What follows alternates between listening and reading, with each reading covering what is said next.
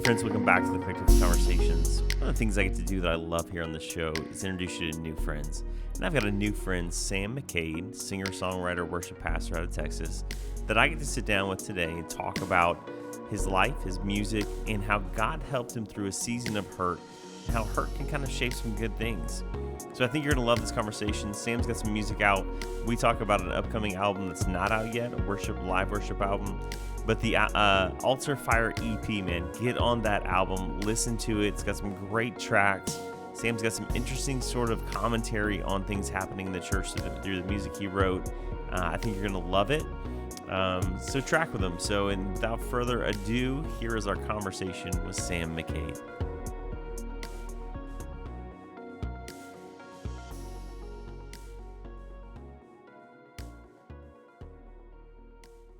Hey friends, welcome back to the Collective's Conversations podcast. I got a new friend on the show with me, Sam McCabe. He's a singer-songwriter, worship pastor from Montgomery, Texas. I have no idea where that is, but we're going to find out.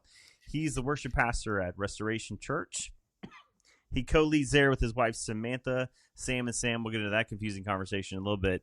And they have two kids, Hudson and Silas. Again, I love dads. I'm a dad, so that's great. But what I found out about you, Sam, is that at 11 years old, you joined your worship team. Who lets an 11-year-old on stage? It's funny. So it was the youth band at our youth group. And for the first month, I played electric guitar. I had a aqua green Fender Strat. But the worship pastor wouldn't let me plug it in. So I was unplugged for the first month. Awesome. And I think it was like a check your pride kind of thing. Okay. What he didn't account for is that because I wasn't plugged in, I had free range to just walk around or jump around or do whatever I wanted to. So I was untethered. I joined at 11, played electric guitar through middle school, and then in high school switched over to drums and played drums for the rest of high school in the youth band. And So I love that. So I was a youth pastor, and I know some of my friends who listen to our youth ministry, and I think that's that's a typical way of thinking. Like, we're going to put a kid up there on guitar and we're going to leave him unplugged, which seems like the right thing till you say what you say and you could wander around the stage, kind of free range it.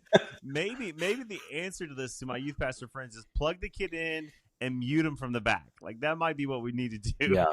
Guys, it's a valuable lesson learned. So you moved from guitar to drums, but now you're sort of leading worship. Tell me about the evolution of that and kind of how you grew into being a worship leader. Yeah. So I've been able to – drums was my first instrument. I feel like I've always known how to play them. They've made sense to me when I watch other people play. And so I didn't take any like lessons or anything. I always just kind of knew how it worked. And then I switched over to guitar. My dad played guitar, so that was always something that was in our household. And the youth band had a drummer. So, but for some reason we had like 3 electric guitar players. So I was playing guitar for a while, and then moved to drums, and then I graduated high school. But even while I was playing drums in the youth band, like, I was playing guitar all throughout the week. I was a huge Dave Matthews Band fan, so I was learning all of Dave's songs and everything like that. And I started experimenting senior year of high school with writing lyrical songs. Up until that point, I'd written like a bunch of instrumental songs, right? But I never really thought I had a good singing voice, and so I just never really took that step. But at the time, this was like 2008, 2009, auto-tune was like really big in pop music, in the sense of like kind of like the T-Pain type stuff. Right. And so I was just messing around with that. I started dating Samantha right after high school, and I wrote her this song, and I just auto-tuned the heck out of the vocals. And I showed it to her, and it was probably terrible. But I guess she saw something in it. She was all-state choir like all through high school. She's a phenomenal singer. And the church she was at was looking for a youth worship leader. And so she threw my name in the hat because she was moving off to college. And So I came in on a Sunday morning, sang for like the 15 kids. I'd never sang in front of anyone before. Wow. I hadn't even sung in front of her before. I just showed her the recording. Mm-hmm. And I'm sitting up there, well, standing, and my knees are just shaking. I feel like I'm going to pass out. And then over time, I feel like I kind of found my voice, figured it out, whatever you want to call it. But the nerves kind of went away. Yeah, so that's great. Yeah, that's kind of how it transitioned. And then I was doing that, but also playing drums in the main service. So I kind of kept both things going for a little while, and then eventually it just kind of became all worship leading. I'm going to take a rabbit trail because I'm nerdy like this, and you got to just understand. Like, I love music. I have no skill at all, okay? But on Netflix, there's a series called The History of Pop. Have you watched this? I believe so. But there's a whole episode on T-Pain and the auto-tune. Like, it was a whole, like... Oh, yes. Is like, yeah, I remember that. And, like, the truth about it is T-Pain can sing. Like that's the I think the episode was kind of sad. Yeah, it was really Wasn't weird, it? Like, how it, like, ruined his career. Like he actually has, like, this great singing voice, but, like, he used auto-tune in, like, a couple songs, and, like, it, like... While he blew up, like everybody was mad at him about him because like ruined music essentially, or what they thought. So, anyways, that's the nerdy side of me. So you auto-tune this song for your then girlfriend Samantha, and it led to the open door. Tell me a little bit about the church and how you transitioned from the youth worship guy and playing the drums in the main service to where you are now at Restoration Church, leading, and you and Samantha co-lead, correct? Well, a lot of times we do. There are times where like our church is really blessed. We have a lot of musicians. We have a lot of female vocalists. We don't have a lot of male vocalists. So I fill in whenever I need. We prefer to lead together, but sometimes she'll lead with the team or I'll lead with the team. But yeah. So I was leading worship for youth doing that. And I was always like, once I started doing that, I was like, oh man, I have to release my own worship stuff. And that was when like Bethel Music and Jesus Culture were like on the ascent. Right. And so I think I released my first full album in 2011. Oh, wow. And hopefully you can't find it anywhere because I believe I have taken it down. But now I'm in search. I will be on Spotify looking for this. Just don't post any links if you find it. So I was doing that. Samantha and I transitioned out of that church and went to a church that we had started going to the young adult ministry. And we started going there. We got on the worship team like in rotation. That church had a ton of musicians. Yeah. And so whereas a lot of churches that we had been at before, it was like, hey, if you're the worship leader, you're there every week. Being every week, the band is the same every week. This church was like, we have 10 worship leaders, and we have like each station on the stage has like 4 musicians deep. And so we're just all rotating in all the time. That's super healthy. Yeah, it was awesome. And so we just started leading there. Samantha and I, in 2013, took over the young adult ministry at the church. I love to preach. It's like, I almost like it more than worship leading a little bit. And so that was really awesome. We were kind of doing both things.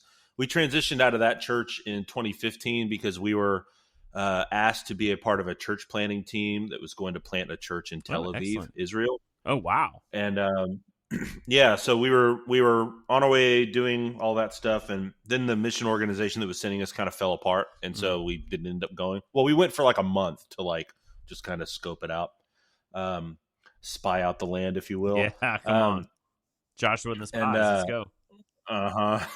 And so, but then everything fell apart and we had to go get normal jobs. And so Samantha went and worked in the title industry, and then I went and worked at a fine dining restaurant. And so we were doing that for a few years. I got hired at a Methodist church right up the road in Montgomery, but Montgomery's like an hour or so north of Houston. Okay. And so I was at this church, and it was a really healthy experience because walking away from the church we had been at, which was a more, I would say more, it's a very charismatic church where we went. Sometimes there's this pressure to like have a moment when you're leading worship. Like there has to be some spontaneous thing or something has to happen. And I just kind of got real cynical about that for a few years. And so being at this Methodist church, there were people in their 90s who had been going there since they were a kid, which Yeah. I don't have a grid for that kind of church involvement or commitment. Like Yeah.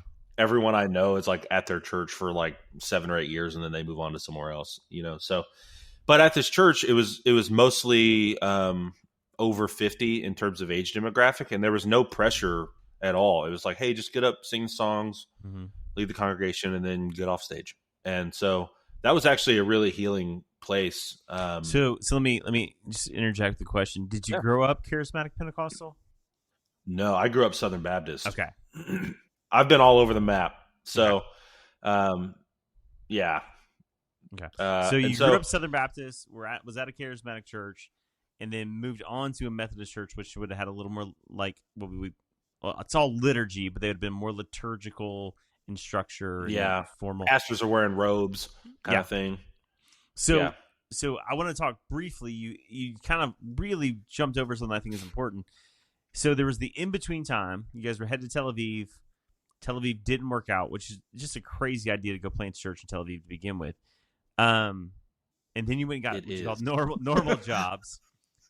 Tell me about the in-between time when you and Samantha are now not working in church, but you still have this great call and passion, obviously. What was that like? What was that sort of in-between season and the wrestling and the searching kind of like when it feels like the Lord sort of put something on pause but really put a stop to it, and now you're sort of vocationally out of ministry? What was that season like for you guys? It was probably the hardest time we've had in our life.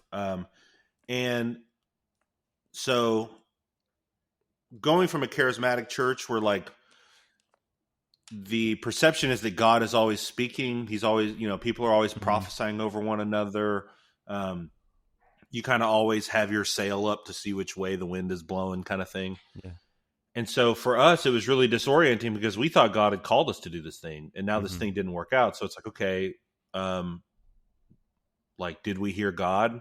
And then the next question is, can you hear God? Is that actually a thing? Or are we is this all a cultural thing that we've all bought into, but it's not actually real? Wow. And so questions. That was all stuff we were wrestling with. We also ignored a lot of the red flags in the process, a lot of the precursors of this mission organization kind of falling apart. We were just, kind of pressing through by faith. Right. And so all of that was just like upended. And then in the midst of that, we went and got normal jobs. This was like the beginning of 2016. Well, mid 2016, we found out we were pregnant with our first child. And it was a daughter. Her name was Harper. And we were super stoked. We thought this is like the light at the end of the tunnel. Yeah. For our season of kind of lament that, well, we weren't just lamenting that the Israel thing didn't work out. We were also lamenting that certain people that we really trusted turned out to be not trustworthy. We lamented like some theological positions that we were holding that we found out maybe aren't true. And so, and then at the beginning of 2017, we found out I think Samantha was 32 weeks pregnant.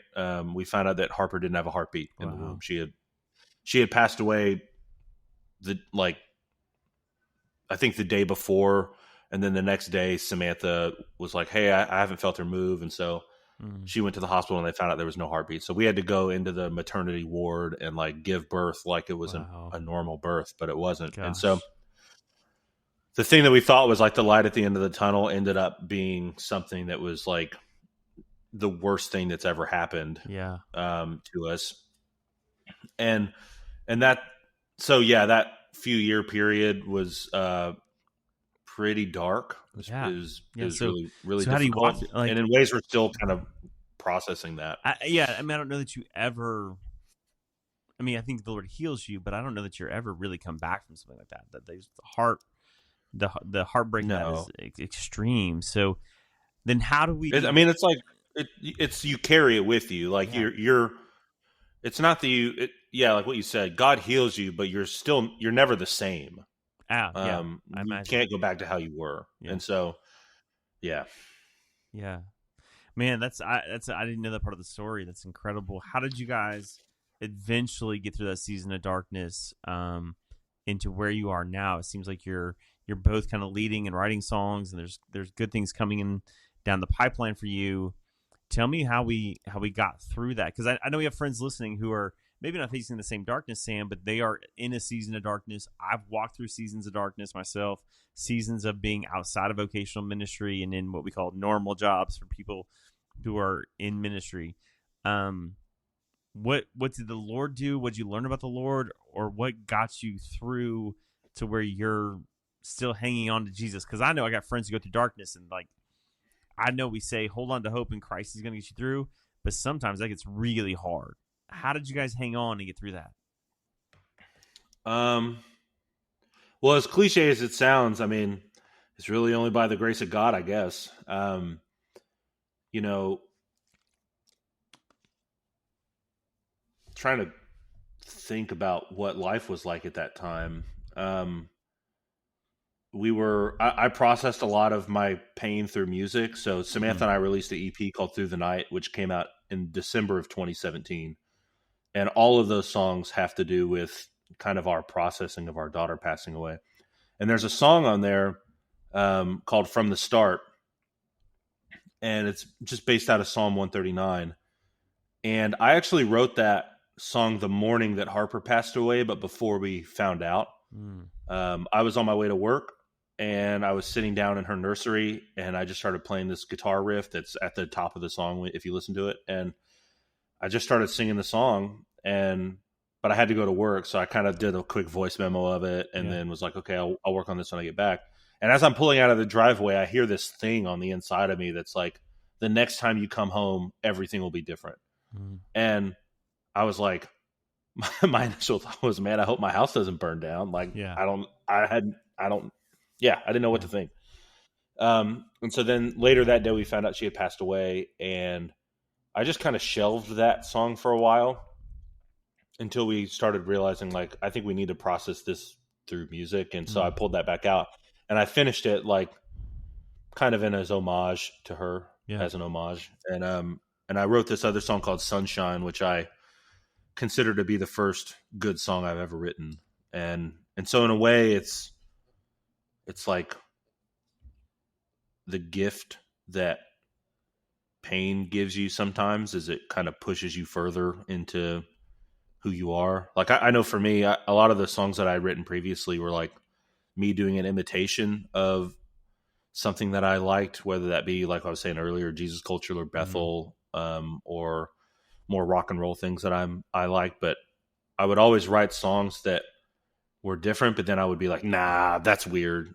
And now when I come across those, I'm like, oh, those are actually my songs.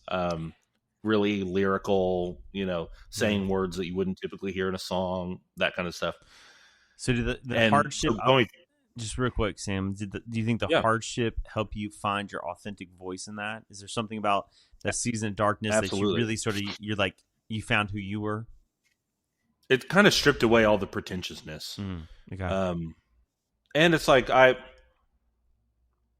have to say this, because now that we've gone through something like this, the lyrics that I'm singing in worship music matter a lot more. Yeah. Because I know that there are people in the congregation who have gone either through what we've gone through or are walking through something different, but because all trauma is relative, I guess. Like they're walking through something that for them is just as traumatic. Like, I can't be flippant about the words that I'm using in songs that I'm writing. And so I really started to care about that. And I just started kind of trying to explore that voice more and not really concern myself with what other people thought about the music that I was writing. I just had to write stuff to process my own pain.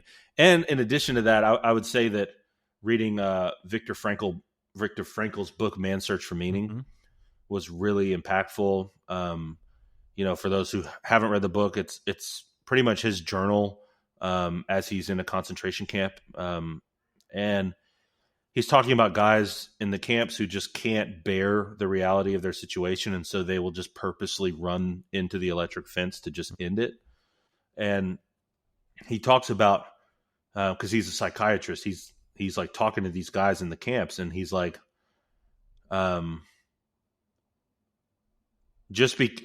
this is not the exact quote, but it's something to the effect of like, just because you're done expecting something out of life doesn't mean life is done expecting something out of you. Yeah. And that statement for me was like, I can't give up. I have to keep going. Yeah. And I can, me continuing to move forward doesn't mean I'm dishonoring what happened. Mm-hmm. It actually means that I can receive the gifts of what has happened. That's kind of a weird statement to say, but like what I was talking about earlier about the pain and the trauma and all that kind of stuff, ripping away the pretentiousness and kind of forcing me to be who I am in terms of a songwriter and stuff like that. Like that's a gift that I don't know if I would have been able to do had stuff like that not happened. Yeah. And so I think it, like from my perspective, and I told you I discovered you via the almighty algorithm, I think, or whatever it is on Instagram, you know. Praise God. Sometimes I think the Lord is in the algorithm. Other times I'm not so sure. But you came across my page with your Priest of the Modern Age. It's just a little reel you made with part of the song. You had a piano, I think, singing the first or maybe second verse of that song. And the lyrics really captured me. I've confessed to everybody, I'm a music guy with no music skill, have a deep passion for music, and especially lyrics. As a communicator, I think words are important to me. It stood out to me, and I went and searched out like your music and have listened to Altar Fire, excuse me, especially Volume 2. Do you think sort of that authentic voice that you discovered during that season, mourning and grieving and healing, have given you maybe permission, I don't know if that's the best word, but permission to write the songs you've written for the first and second volume of Altar Fire? Because they're really raw, they're real, they're not something typically said in a song. Do you think that season shaped that? Oh yeah, 100%. And I don't know if I would even frame it like going through that gave me permission as much as maybe it's the same thing just from a different angle. Is it stripped away like any reservation I would have had to not do that? Okay. Because now I'm just like, I have to be honest. Like I can't, I had signed a publishing deal in 2021 to a major Christian label that it was awesome. And when I signed that, Samantha and we were sitting down in the house and she goes, "Hey, you have to promise me that you will always be honest in your songs. Like, don't, just because you're signing a publishing deal to this major Christian label, don't start phoning it in on lyrics. Like you have to maintain that." And so that's been something that's been a heavy priority for me that's the thing too, is like, a lot of my songs, I don't write for other people. I write for myself. Like they're my own inner processing. And if you can identify with it, great. And if you like it, awesome. If you didn't like it, then it wasn't for you anyways. Like I did this for myself, and I would be putting out music if 70 people listened to it. Cause for many years, a lot of my songs only had like 70 streams. It's okay. Oh yeah, it's fine. If you do it because you love it, then keep going. Yeah. And so, I don't know if that answers your question, but it does. So let's talk about Altar Fire, especially the second volume that you just released. We'll talk about the upcoming album. You did a worship album that you did a Kickstarter for. That's forthcoming. Yep. We'll get to that in a minute. But in the interim, you took these, I think, 6 or 8 songs that you had on your hard drive and felt like you needed to get them out, and this little EP called Altar Fire. But they're like extremely honest. They're extremely pointed and poignant at the same time about some things we're seeing in the church, especially around 2 critical conversations that seem on polar opposites of the side of the fence, but the celebrity Christianity piece and then the deconstruction piece. Like there just seems to be this dialogue that you're having. I don't know if you're having it with yourself or with your surroundings, but what sort of inspired especially the lyrics and the stories you're telling there? Well, they're all kind of different. If you're talking about kind of the celebrity versus the deconstruction thing, there's a song on there called Jesus Christ Superstars, Right. and Which I love. that song is like, yeah, I was like, oh man, this is great. I was so happy that title came. It was just like, this is awesome. And so with that, I would say the inspiration behind that came from, walking through that season of grief and still feeling like I really want to follow Jesus. I actually don't feel like I have another choice. I feel inwardly tethered to him.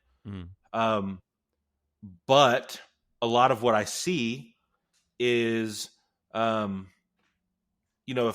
I want to listen to Christian podcasts, a lot of it is like kind of the celebrity culture, drunk on leadership techniques, all that kind of stuff. Or it's like, I'm not going to name names of podcasts, but it's okay. Or it's like hyper deconstruction. Right. We're going to like look down on evangelicals, and like, I just want to follow Jesus. That's it. Like, and neither one of these things are doing they're all pulling me in at least what it feels like different directions. Yeah.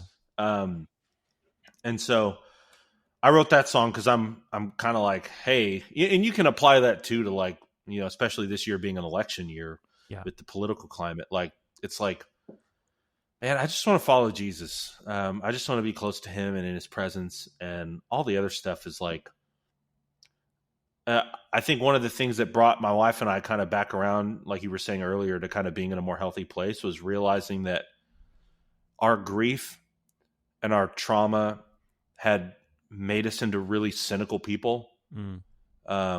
Where, and I like comedy, but we would just roast like movements, churches. We'd roast the people, all that kind of stuff, just like on our own and while we're hanging out, And I think over time, I just realized, like, man, this is like turning me into somebody that I don't like. I don't like this, and so we just kind of have to reckon with that and go, okay, Lord, like, I repent. Like, I'm sorry that I've kind of used what has happened to me as a license to just kind of be a not good person. And so, around that same time, this opportunity at Restoration opened up to be the young adult pastor. So I did that for a little while. For the first, like, maybe year and a half that I was here, I wasn't really involved in the worship at all. Because like I was saying earlier, like, I love preaching and I love teaching, and I was fulfilled in doing that. And so then the opportunity arose in November of 21 for Samantha and I to lead the worship ministry. And we've been doing that, and it's been a blast. Yeah. And back to the Altar Fire album, there's just some things you say there, Sam, that I and I'm going to encourage your friends, obviously stream it for Sam and make him a couple pennies, whatever the return is on that. But there's some conversation pieces in the album that I think are critical. It's just some things you're bringing up that I think a lot of us feel, and you're saying. Priests of the Modern Age and Validation and some of these tracks that are on there, and maybe it's just me. And maybe none of my friends feel this, but there's almost a sense of being nomadic and vagabondish in faith, where, like, if you don't fall on one side of the category, it's Jesus, celebrity, deconstruction, liberal, conservative, charismatic, whatever, because we've compartmentalized faith so much, you almost feel like an outcast and outsider, like I don't know, like, and I've got a tribe and I'm part of a denomination, those things, but there's sometimes I feel like the way I think scripturally about things, the way I read things, makes me not always fit into context that I sit in. Has there been was that sort of the thinking, or is that sort of the emotions you had? Like, you're pressing on some real tough conversations with the EP. Was that some of it? Like, you're just not fitting into certain boxes? Totally. I feel, God, this sounds so pretentious, but I have always, to a degree, felt like an outsider. Me too. Like, I was at a charismatic church, but I was raised Southern Baptist, and so, like, I was there, but for a lot of it, I'm like, dude, this is weird. Like, I have no idea, like, what's happening right now. I'm not sure. I'll make a confession. I grew up Pentecostal charismatic, and sometimes I don't get it. So it's Yeah. okay. I was just like, is this the Holy Spirit, or is this a bunch of ex hippies whose brains are kind of fried from the drugs they used to do, and now we're just kind of labeling it Holy Spirit? I don't know. Yep. And I don't say that cynically. It's just some of the questions I was asking as I Those are was there as fair like a Baptist. questions. Yeah. Yeah. And so then I moved out of there in a more Methodist expression. And so I've always felt like I'm in a place and I don't really belong there. Mm-hmm.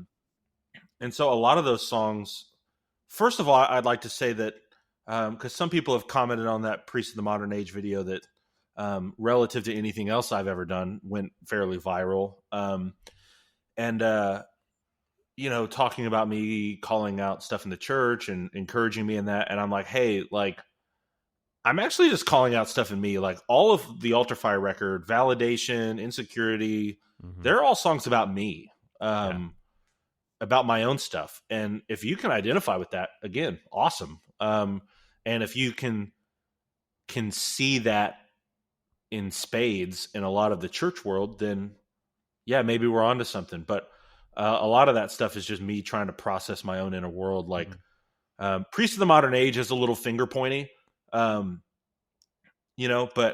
I think in regards to how both the church has engaged in politics and how the church has engaged in consumerism, I think finger pointing is fairly warranted. But well, I don't even think we have to point fingers. I think it's almost stating the obvious. Like I don't want to, and I'm not calling anybody out. I just think if we all took a really kind of perspective look at the church, there's a lot of consumerism.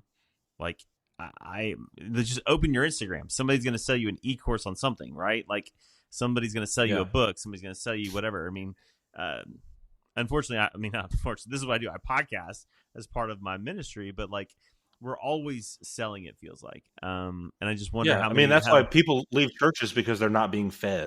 Like that in itself is consumerism. Yeah.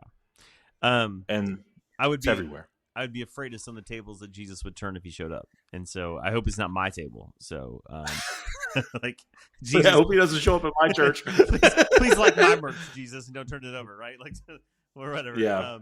So I appreciate the Altar Fire album. Let's talk about the live worship album that you've been working on. Interestingly enough, you took a different approach. You did a Kickstarter to kind of record that and get that off the ground. Why that methodology? Why not shop it first? Why cut it then shop it? I think I'm a bit of a control freak when it comes to music, and so even records like the Altar Fire records are me. It's an exercise in letting go of control. Okay. The songs aren't mixed perfectly. A lot of the songs I made a rule, especially the first Altar Fire record. I had like a 20-minute rule for each song. Like I'm not spending more than 20 minutes on each song. And even that Priest of the Modern Age Instagram video, it can be a little annoying, honestly, as somebody who spends forever on like one song. And then you make the Altar Fire record that you spend 20 minutes on, and everyone's like, "Oh my gosh, this is amazing!" And the song you spent forever on, no one listens to. Yeah, and it's like I've been trying to do better with content, and posting stuff and being more thoughtful about what I post. And that video, out of all the videos I've posted in the last 45 days, is the one that I put the least amount of thought into, and that's the one that took off. So that's the algorithm for you, I guess. But with this one, I was like, okay, I've written some of these songs over the last few years that I was signed to a publishing deal. And they're just sitting on a Dropbox folder of all the songs that I've written in the last few years. But I really believe in them, and I don't see other people cutting them because they are noticeably me in terms of like lyrical content, I think. So I was like, well, I was talking to a buddy of mine, and he was like, well, how about you just like do a live record and do those songs yourself? And I was like, oh, that'd be cool. And then I wrote probably 6 more songs and for the record. And I was like, okay, I know this is going to cost a lot of money. The money that I raised for a Kickstarter was honestly a fraction of the total cost that the record actually cost to make. Yeah. I had a really, really, really generous person at my church write me a very large check to cover what the Kickstarter didn't. And so going into the record, I'm like, you know what? I'm just going to do this project because I believe in these songs. Initially, there's a song on the record called Reconstruct, and initially that was going to be the title of the record because I wanted it to be like, I wanted it to have the feeling that we're coming out on the other side of the deconstruction movement. Yeah. And then I wrote this song called The Death of Death. And I wrote it while I was feeding Silas, who is our youngest, who is then like 4 months old. We were sitting on our bed and I was feeding him. And I just started kind of lamenting that I didn't get to have the opportunity to do that with our daughter. Mm. And as I was just kind of sitting there in that feeling, this phrase came to mind that says, the love of God is the death of death. And I was like, oh, that's the record. That's what this record is, which the Reconstruct theme fits underneath that. Yeah. And then I kind of wrote that song in the next like 15 minutes while I was sitting there feeding him. It just kind of all, to use kind of charismatic lingo, just all kind of downloaded to me. Yeah. You know? But yeah, I wanted to take this approach where I'm like, well, it's kind of in step with everything I've done. I'm just going to do it myself. In terms of like the planning, coordinating, fundraising, all that kind of stuff, which by the way, I hope I never have to do a Kickstarter again. I hated that.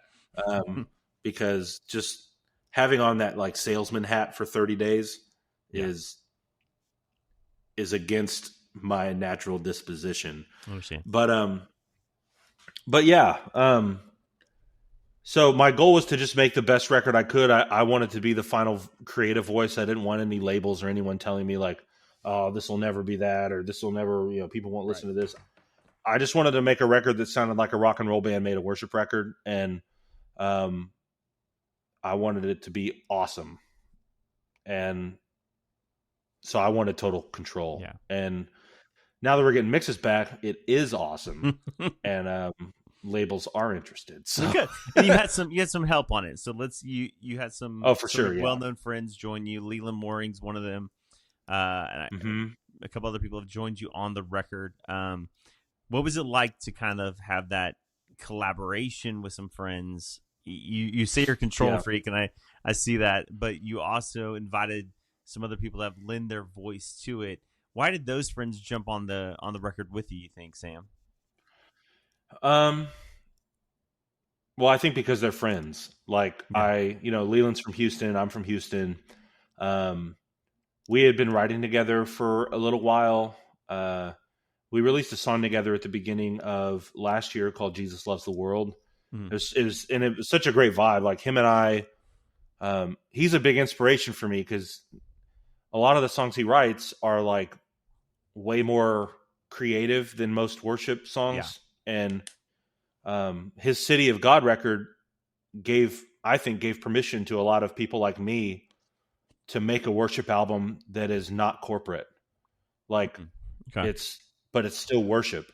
It might not be as like marketable, or it might not be as congregational, but it's still worship. And so I told him, hey, I'm doing this record. I would love to write a song with you and have you feature on it. So he agreed to feature on it before we actually had a song for it. Awesome. And he came over to my house and we wrote a song.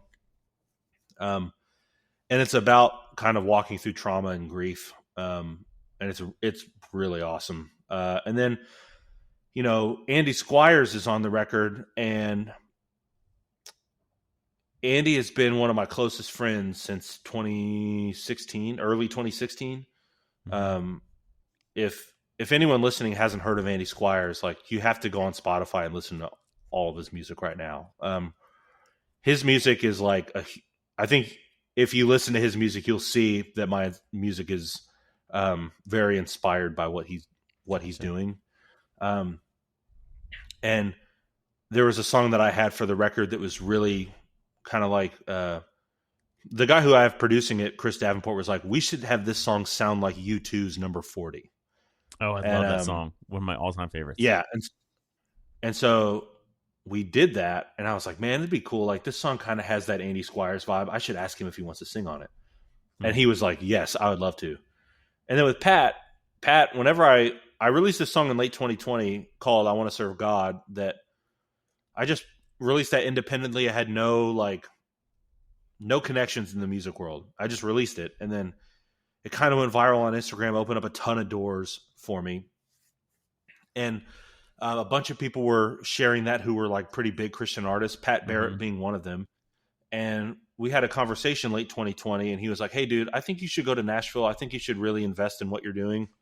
And if you don't have any connections when you go, just let me know, and I'll connect you with everything. Also, like, if you ever come to Atlanta, let me know, and you can stay at my house, and we can write and stuff. And so He was just super generous. And so every time we've been in the same city, we try to get together and hang. And so, and I had this song that is pretty congregational. It has the same chord progression as Yes and Amen, which, is a song that House Fires blew up many years ago. Yeah. And I was like, I could hear Pat doing this. This feels like a Pat song. And so I just asked him, and he was like, yeah, I'd love to come down.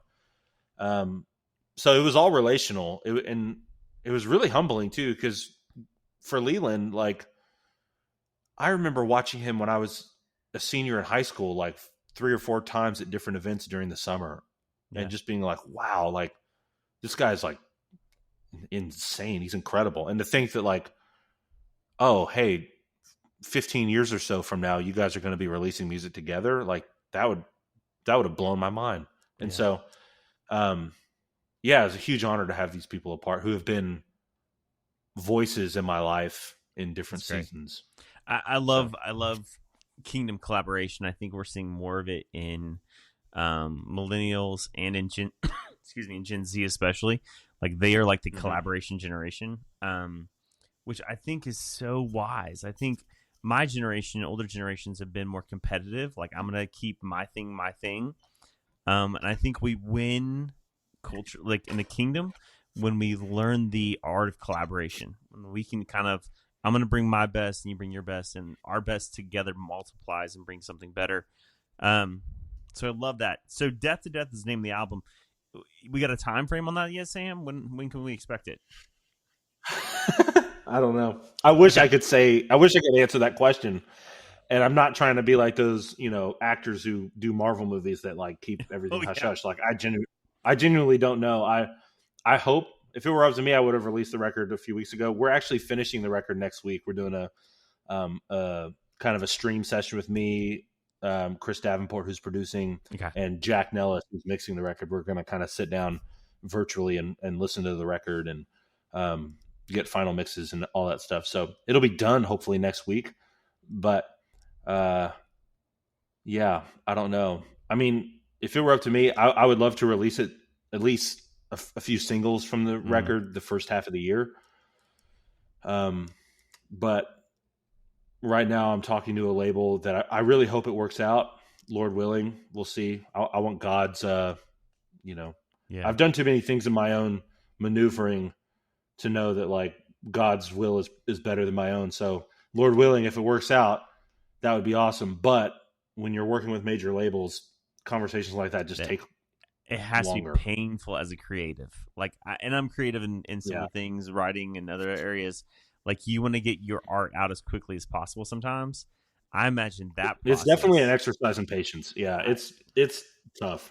Yeah. Especially now, like, with Priest of the Modern Age video doing what it did, I'm like, should I just record like a piano version and release that and just like make little releases here and there before that live record comes to fruition? I mean, the thing that I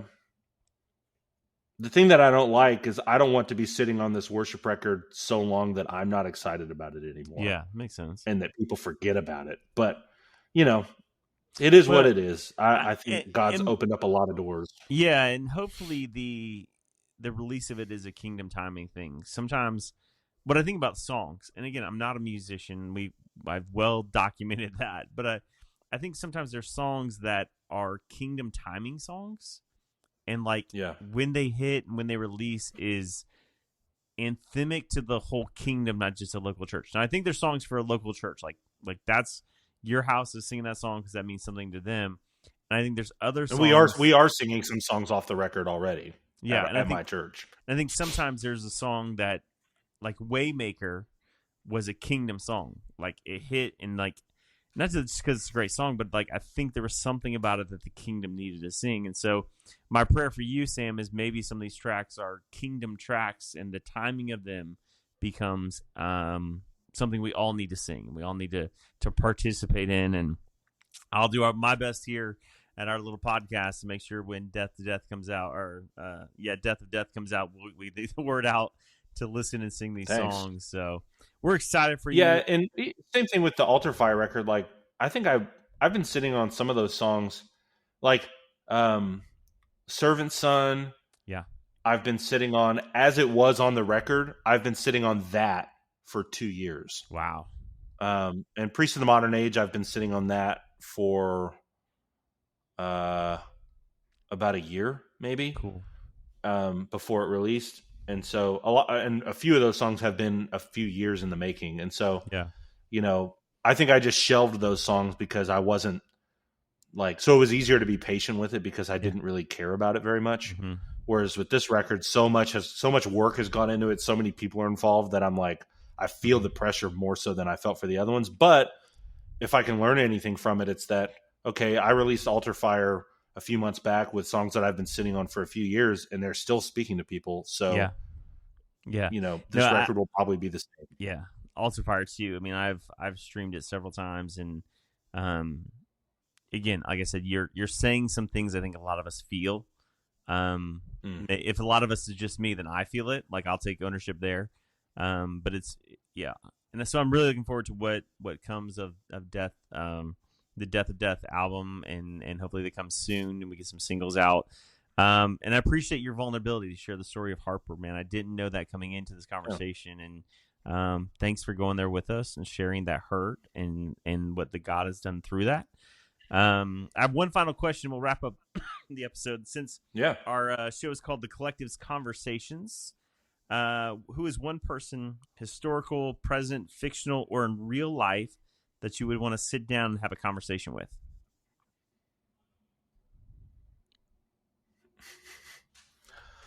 Anybody you want? Oh, man.